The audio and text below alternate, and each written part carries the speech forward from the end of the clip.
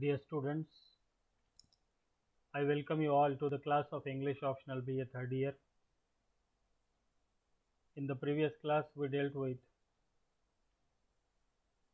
constituent parts of tragedy. We came across Aristotle's observation on tragedy. In this class today, we are going to study Aristotle's observation on comedy. Aristotle has referred to comedy only casually in the fifth chapter of the Poetics. It appears that he does never think highly of comedy. We don't find a detailed analysis of comedy by him in his book Poetics.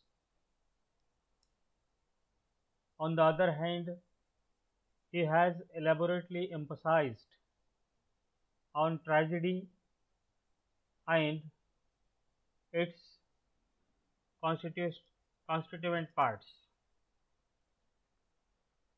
We don't find a detailed analysis of comedy by Aristotle. It shows that he had tremendous care for tragedy and he did not care for comedy. There are some critics who believe that Aristotle's views on comedy are expressed in the dialogues on poet and the Tractatum Coeslinianum.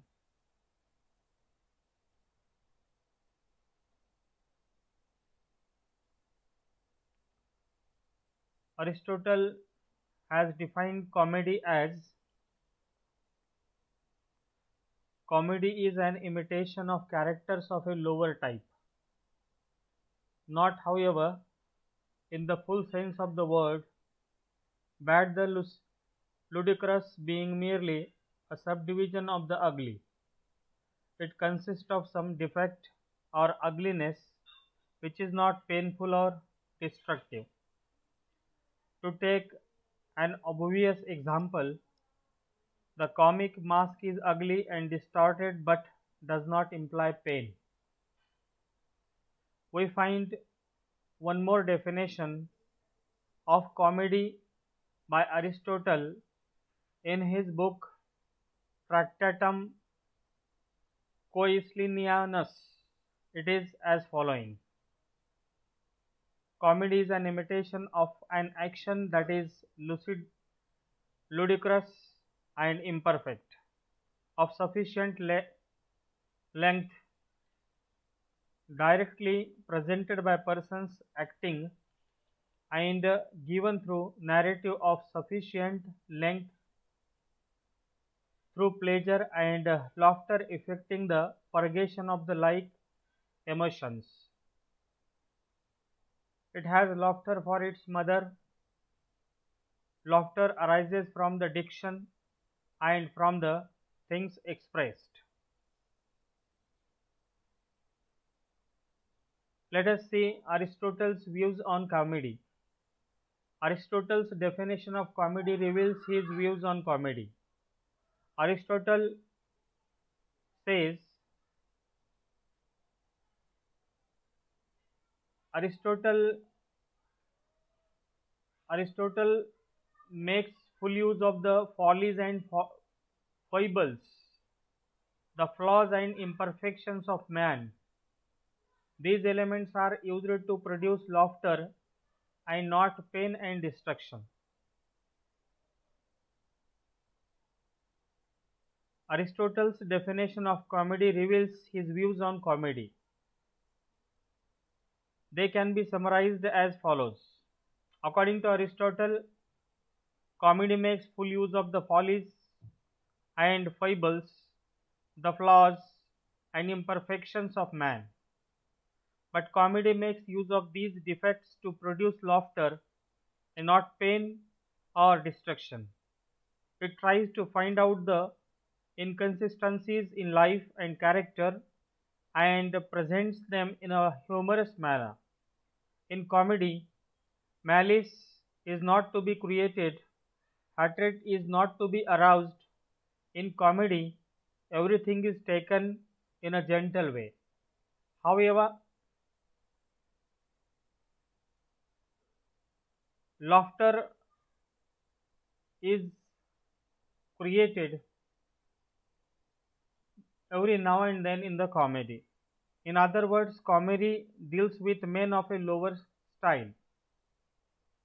They are not necessarily bad, but they have some defect, flaw, or shortcomings which produces laughter and gives pleasure to the spectators. Comedy deals with types rather than with individuals. For example, the names given to the characters stand for the group of the persons of such quality in a society.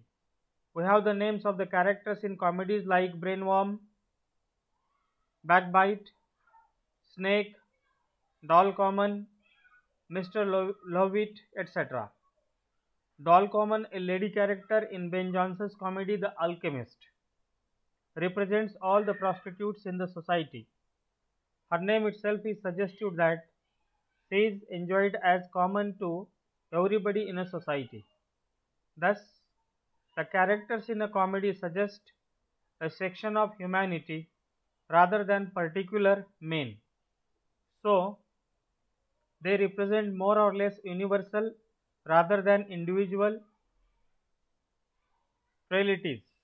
They do not point how so and so behaved, but how all men of the same type will behave in the same situation.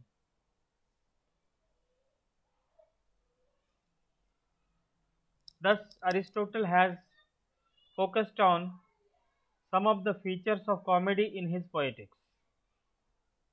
Though it is not in detail, but it gives an overall idea of the comedy and its characters and function.